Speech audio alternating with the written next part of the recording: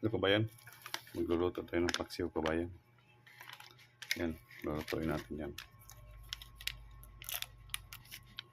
Lalagyan natin ng suka siyempre. Yan.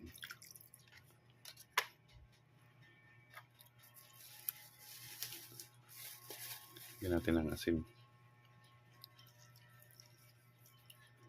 Tapos, bitsin siyempre.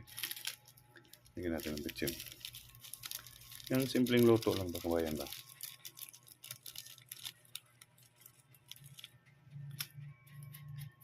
So, siyempre, sindihan na natin. Yan, pwede yung walang sindi, di ba? Yun ko muna yung gasol, ha? Yan po. Yan po. Sindi na, ha? So, haluin natin, kabayan.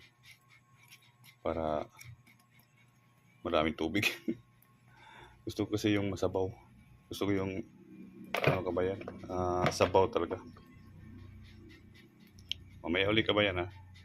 Pag